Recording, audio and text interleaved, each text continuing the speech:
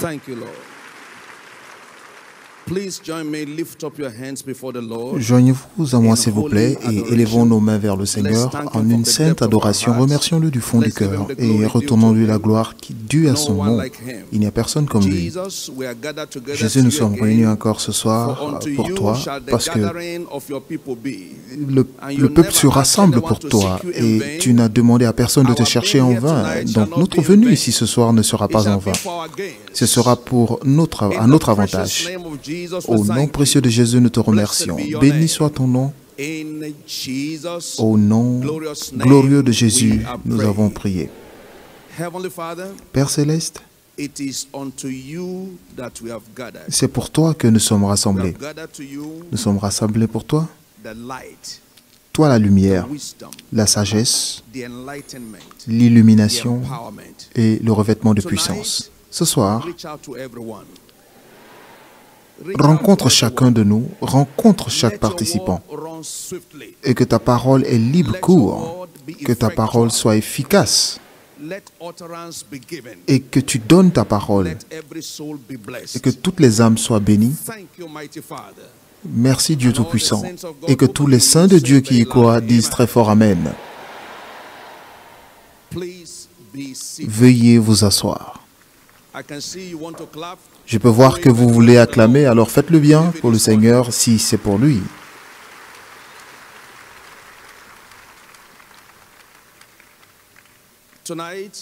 Ce soir, c'est un privilège pour moi d'envoyer cette première parole durant la nuit de rencontre, 4e jour de nuit de rencontre. Et cet enseignement est titré « Comprendre les merveilles du dévouement ». Comprendre les merveilles du dévouement.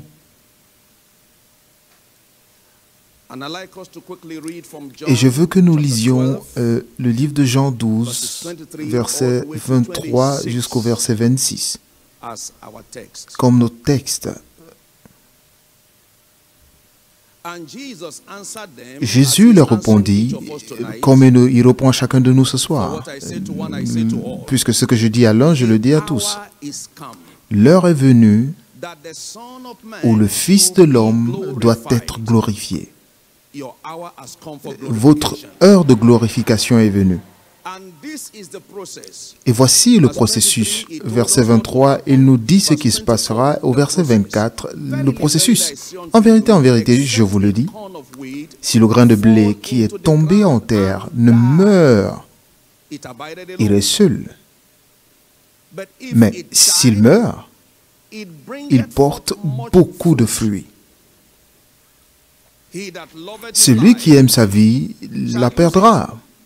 Et celui qui hait sa vie dans ce monde la conservera pour la vie éternelle ou l'allongera pour la vie éternelle. Si quelqu'un me sert, s'il se dévoue à moi, qu'il me suive, qu'il le montre en me suivant, et là où je suis, là aussi sera mon serviteur. Si quelqu'un me sert, le Père l'honorera. Dieu vous honorera. Je dis Dieu vous honorera. Comprendre les merveilles du dévouement. Chaque enfant de Dieu est une semence, ou alors est une semence à l'image de Christ.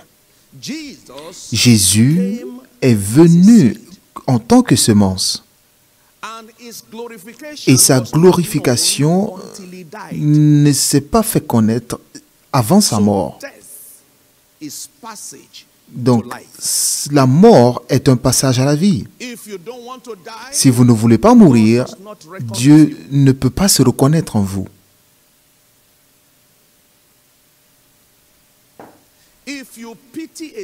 Si vous avez pitié d'une graine ou d'une semence pour ne pas la mettre en terre, cette semence n'a aucun futur. L'espoir de la semence est le sol. L'aide de la semence est le sol.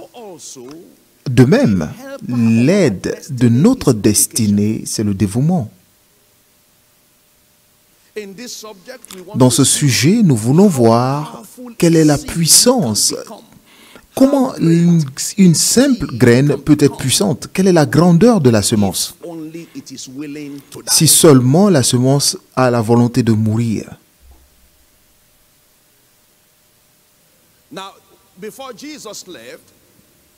Avant que Jésus ne parte, il a dit, de même que le Père m'a envoyé, de même je vous envoie. Donc, s'il est venu, il est devenu une semence, alors il nous envoie à devenir, il espère que nous devenions des semences. Il veut que nous suivions le même processus qu'il a suivi.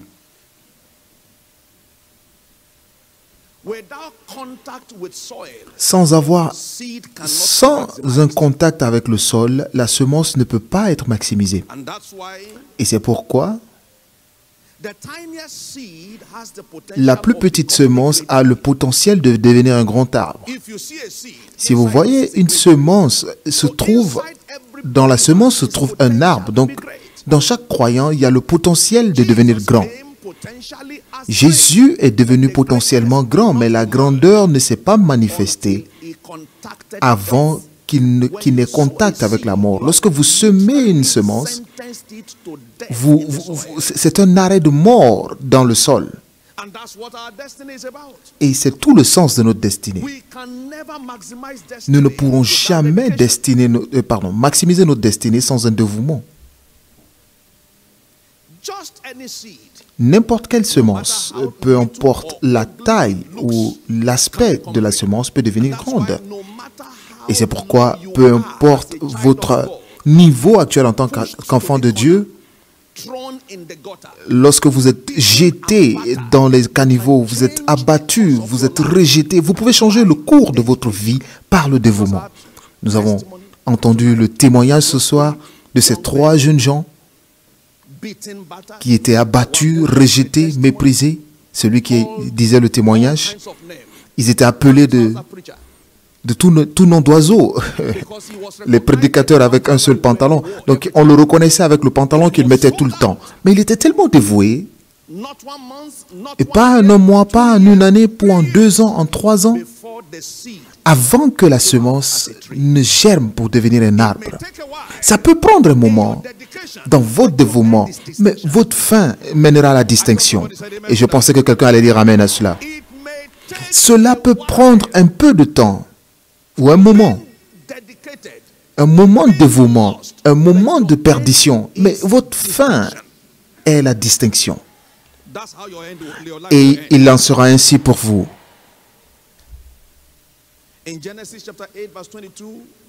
Dans Genèse 8, verset 22, la semence doit partir, et tant que la terre subsistera, les semailles et la moisson est une loi établie.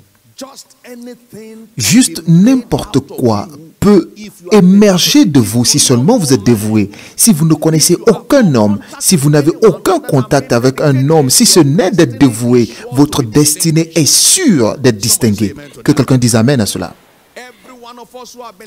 Chacun d'entre nous qui sommes dévoués à servir Dieu, le monde parlera très bientôt de votre histoire. Marc 4, versets 30 à 33, nous voyons le mystère comme Jésus l'a décrit. Et il a dit, à quoi comparerons-nous le royaume de Dieu? Ou par quelle parabole la représenterons-nous? Il est semblable à un grain de sénévé qui, lorsqu'on le sème, vous savez, lorsque Dieu parle de la semence, il parle de la semence, de semer la semence en terre. Parce que ce qui donne de l'importance à la semence, c'est lorsqu'elle est semée. Lorsqu'on le sème en terre, lorsqu'il est perdu dans le dévouement, est la plus petite de toutes les semences qui sont sur la terre. Mais lorsqu'il a été semé, il monte. Votre destinée montera. Devient plus grand que tous les légumes et pousse de grandes branches. Très bientôt, vous serez reconnus avec des branches. Des branches dans vos affaires, des branches dans votre carrière, et pour les ministres, des branches dans votre ministère. En sorte que les oiseaux du ciel qui le méprisaient auparavant peuvent habiter sous son ombre. Les gens viendront habiter sous votre ombre. Si vous semez votre graine, vous allez grandir. Et les oiseaux viendront trouver de l'ombre. Si vous ne semez pas votre vie, les oiseaux vous mangeront. Les semences non semées courent un risque d'être mangées par les oiseaux. Mais lorsque cette semence est semée, ça devient l'ombre pour les oiseaux qui l'auraient précédemment mangée. Donc notre sécurité repose dans notre dévouement.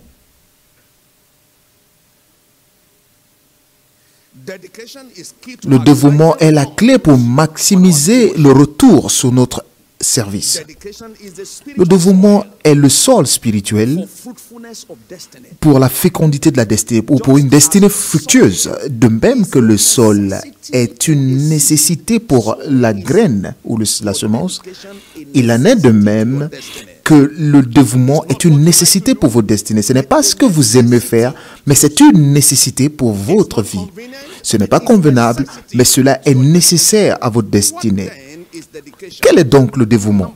Premièrement, le dévouement, c'est servir Dieu sans réserve. Matthieu 22, 37 et 38. Servir Dieu sans réserve, sans rien retenir. Écoutez ce que dit Jésus là. Tu aimeras le Seigneur ton Dieu de tout ton cœur, sans réserve, de toute ton âme et de toute ta pensée. Si vous enlevez ces trois choses, qu'est-ce qui reste en l'homme? Rien du tout. C'est le premier et le plus grand commandement. Qu'est-ce que cela veut dire? Le fait d'être dévoué est le plus grand commandement qui conduit à la grandeur de l'homme. Si vous voulez devenir grand, vous devez semer votre vie comme une semence. Vous devez être dévoué à Dieu. Deuxièmement, c'est quoi le dévouement? Le dévouement veut dire être mort, mourir à vous-même et vivre pour Dieu. Dans la poursuite de toute tâche du royaume. Paul l'apôtre en est un exemple concret pour moi. Christ est ma vie et mourir m'est un gain. Philippiens 1, verset 21. 1 Corinthiens 6, verset 16.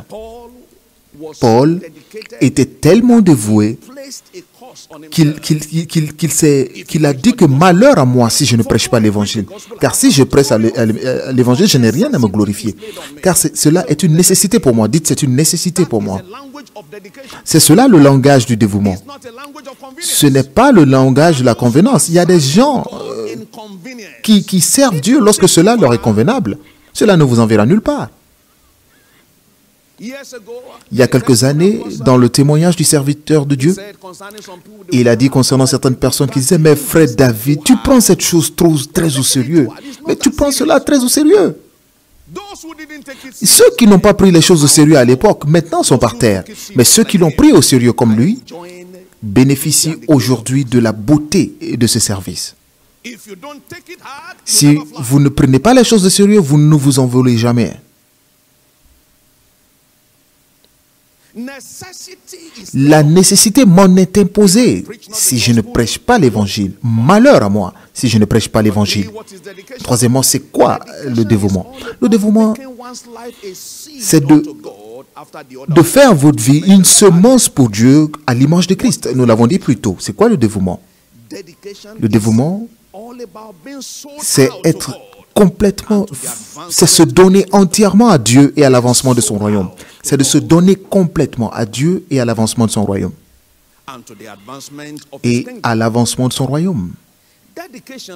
Le dévouement aussi veut dire, selon les paroles du serviteur de Dieu, s'engager à mort pour une cause. S'engager à mort. C'est-à-dire recentrer votre vie sur une chose. Si vous coulez, vous coulez. Si vous survivez, vous survivez. N'avoir aucune alternative. Brûlez le pont derrière vous pour ne jamais retourner en arrière. C'est cela le dévouement. J'appelle aussi le dévouement se donner entièrement pour une cause avec un prix. Se donner pour une cause à un prix. Si cela ne vous coûte rien, ça ne vous payera rien du tout. Toute mission qui ne vous coûte rien, y compris la honte et l'opprobre, ne va jamais rien vous payer. Si on ne s'est jamais moqué de vous pour avoir servi Dieu, alors vous devez questionner votre dévouement. Si personne ne vous a abusé pour avoir suivi Jésus, peut-être que vous n'êtes pas encore vraiment dévoué. Parce que Dieu permettra que les gens se moquent de vous avant qu'ils ne vous établissent. Ils se moqueront de vous en gesticulant avant que Dieu ne vous glorifie avec des rires de joie. Quelqu'un peut dire amen à cela. Très bientôt, les gens vont vous entourer pour rire de votre victoire. Ils riront avec vous pour les élévations que Dieu aura établies dans votre vie. Lorsque je grandissais, particulièrement dans le ministère, je n'ai jamais eu un message d'une de mes relations. Et même pour me poser la question comment les choses se passent. Mais lorsque la gloire a commencé à venir de la semence que j'avais semée, des appels venaient de gauche à droite et du centre. Juste pour savoir comment tu vas. Mais quand est-ce que pouvons-nous te rendre visite? Je dis, attendez d'abord. Personne ne regarde la semence qui est plantée dans le sol. Non. La semence paye le prix pour sa gloire. Donc, lorsque les gens ne vous appellent même pas pour demander de vos nouvelles, ils pensent que vous êtes fous pour avoir servi Dieu de même que vous le faites. Demandez-leur d'attendre. Parce que très bientôt, ils verront votre gloire. Très bientôt, ils verront votre gloire. Pour tout véritable croyant dans cette assemblée et même au-delà, servant Dieu, très bientôt, votre gloire apparaîtra. Et je pensais que quelqu'un allait crier très fort amen à cela. C'est quoi le dévouement? Encore une dernière définition. C'est vous lier à une cause. Attachez votre vie à servir Jésus. Jésus partout. Qu'il pleuve ou qu'il neige, du matin au soir, Jésus tout le temps. C'est ce que ça veut dire d'être dévoué. Aucune personne ne regrette jamais en suivant Jésus s'il le fait vraiment. Tant que votre vie ne devient pas une semence volontairement semée pour le royaume, vous ne pourrez jamais expérimenter la fécondité surnaturelle. Dans ce royaume, le dévouement à Dieu et aux intérêts de son royaume est le mystère derrière l'élévation des géants. Nous avons vu l'histoire d'Abraham comme un grand exemple de dévouement. Il a un patriarche dédié qui s'est tenu à la brèche pour prier pour Sodome et Gomorrhe, qui s'est tenu devant le Seigneur pour sacrifier son fils. Et à la fin de l'histoire, il est devenu un grand point de référence, comme nous le voyons dans Ésaïe 51, versets 1 à 3. Il est devenu un point de référence de la bouche de Dieu même pour le peuple de l'époque. Jésus-Christ est notre exemple parfait sur le sujet du dévouement. Nous avons vu ce qui s'est passé à Jésus. Jean 10, versets 17 à 18.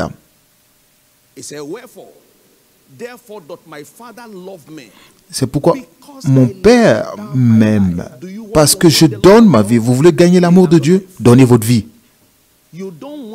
Vous ne gagnez pas l'amour de Dieu en chantant, mais c'est en donnant votre vie.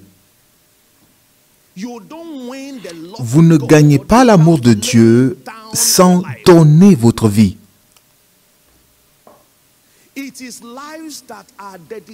Ce sont des vies dévouées qui attirent l'attention de Dieu. Si vous voulez attirer l'attention de Dieu, alors dévouez-vous. Soyez dévoués à lui. Et au verset 18, il a dit plus loin, personne ne me l'ôte, mais je la donne de moi-même. J'ai le pouvoir de la donner et j'ai le pouvoir de la reprendre. Tel est l'ordre que j'ai reçu de mon Père. Si vous regardez toutes les semences ont la capacité de germer d'elles-mêmes. Personne n'aide une semence à sortir, à germer du sol comme une plante. Donc cela est naturel que lorsque vous semez, vous vous semez comme une semence dans le sol. Vous laissez là. C'est naturel. Ce qui Ce qui suit le dévouement, c'est la distinction. Lorsqu'il est temps que la semence devienne un arbre, peu importe la solidité de la surface du sol, on ne peut pas empêcher la plante de germer. Lorsque vous êtes vraiment suffisamment dévoué et qu'il est temps pour vous d'être distingué, aucun homme ne pourra vous en empêcher. Aucun démon ne peut vous arrêter. Aucune force sur la terre ne peut vous arrêter. Aucune situation économique ne peut vous arrêter. Dès que vous avez payé le prix qu'il faut, le prix du dévouement, la prochaine classe, c'est la distinction.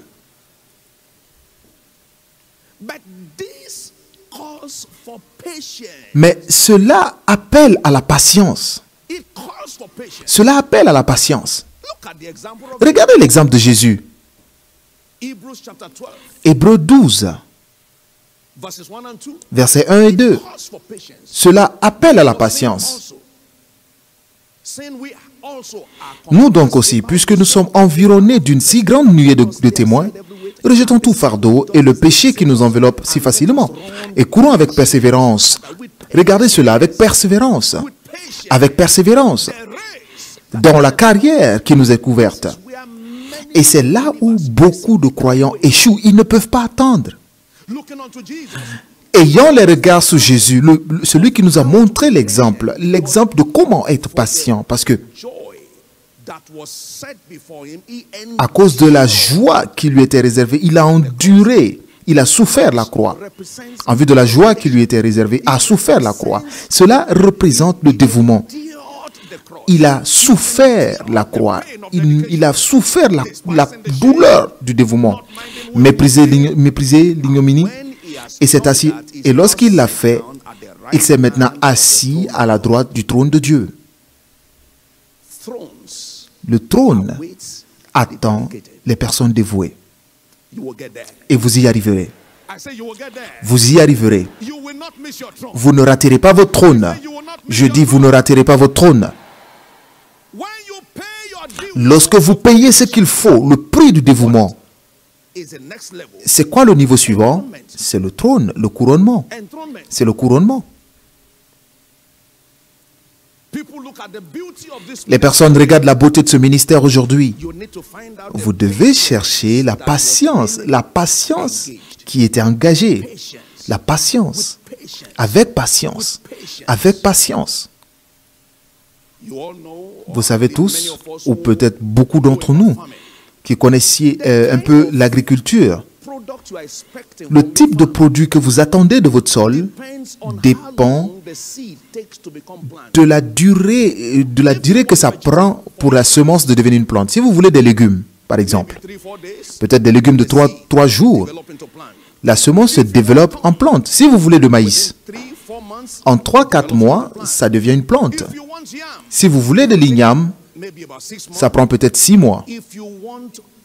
Si vous voulez du cacao, cela vous prend 4 à 5 ans. Mais la valeur du cacao ne peut se comparer à la valeur des légumes. Donc, lorsque cela prend du temps, de plus en plus de temps, pour vous, dans votre dévouement, sans voir la moisson, continuez à rester dans le sol. Cela veut dire qu'il n'a pas fini avec vous encore. Parce que lorsque le sol en a fini avec vous, cela vous pousse vers le sol, vers la surface. Il dit la terre produit d'elle-même, de lui-même son produit. D'abord, l'herbe, ensuite la tige, l'épi, et ensuite la graine. La patience est nécessaire. Si vous n'êtes pas patient, vous ne pourrez pas être dévoué. Si vous êtes pressé, vous ne pouvez pas être distingué. Dès que l'agriculteur va ouvrir le sol pour voir comment se porte la graine, il a déjà tué la semence. Beaucoup d'entre nous allons regarder encore et encore. Pour rien. Pourquoi Dieu ne me bénit pas encore? Pourquoi je ne vois pas les résultats encore? Ce n'est pas votre devoir. La terre porte son produit de lui-même. La terre. Vous n'êtes pas le propriétaire du sol. Vous n'êtes qu'une semence. Votre rôle est de vous jeter dans le sol et laisser le reste au sol. Laissez le sol faire le reste. Jetez-vous même dans les mains de Dieu. Il sait ce qu'il fait. Il sait qu'on se moque de vous. Il sait que les gens se ricanent devant vous. Ils savent que vous êtes sur le pont, vous prêchez l'évangile pour Jésus-Christ. Il regarde. Lorsque les gens se moquent de vous, il regarde. Lorsque j'étais jeune pasteur, envoyé pour une mission d'implantation d'église, dans cette commission, un homme, il était propriétaire de pharmacie, il était très reconnu, il a commencé à se moquer de nous. Et il disait, ces petits garçons, c'est parce qu'ils n'ont pas de travail qu'ils s'appellent dans le ministère. C'était une mauvaise moquerie. Particulièrement lorsque tout était dans le salon. L'église était dans le salon, la chambre était dans le salon. Et la salle, l'accueil pour les étrangers était dans le salon. Le banc de l'église est ce que j'utilisais pour dormir. Je l'utilisais comme lit. Mais j'ai fait le vœu que si l'Éternel vit, cet homme allait venir se prosterner devant moi dans la ville. Et je vous le dis, 5 ans plus tard, il est venu physiquement à genoux. Nous sommes désolés pour tout ce que nous avons dit te concernant. Maintenant, nous savons que ta vie est une grande vie. Cela peut prendre du temps, mais attendez patiemment. Vos voisins peuvent se moquer de vous parce que vous prêchez partout dans la rue. Ils peuvent vous appeler sans emploi. Ils peuvent se moquer de vous pour tout et n'importe quoi. Mais c'est seulement pour un temps. Donc restez dévoués. Nous avons entendu beaucoup parler des prières pour l'avancement du royaume. Nous avons entendu parler du service dans les finances et du gain des âmes. Ce sont tous des plateformes pour que vous prouviez votre dévouement à Dieu. Continuez de le faire. C'est seulement pour un temps. Et les moqueries se transformeront en distinction. Très bientôt, tous ceux qui vous ont méprisé viendront vous se mettre sous l'ombre de vos branches. Ils vous ont appelé sans emploi aujourd'hui. Très bientôt, vous allez les employer. Ils se sont moqués de vous parce que vous n'aviez pas de nourriture à manger aujourd'hui. Continuez à être dévoué à Dieu. Continuez à être dévoué à Dieu. Ils viendront très bientôt se prosterner devant vous, devant vos pieds. Au nom précieux de Jésus. Jacques 5, verset 7 nous parle de celui qui travaille et qui attend patiemment, de l'ouvrier qui travaille. Soyez donc patients, frères, jusqu'à l'avènement du Seigneur. Ce n'est pas seulement pour la deuxième venue, mais c'est aussi pour sa visite, pour changer votre niveau. Voici, le laboureur attend le précieux fruit de la terre, prenant patience de la semence qu'il a semée et prenant patience à son égard. Prenant patience à son égard jusqu'à ce qu'il ait reçu les pluies de la première et de l'arrière-saison.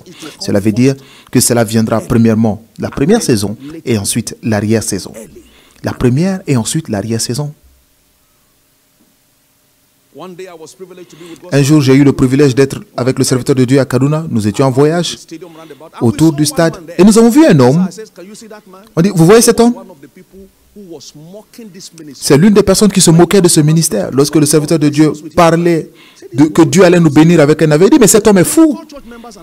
Ils appelaient les membres de l'église pour leur dire, mais est-ce que vous ne réfléchissez pas?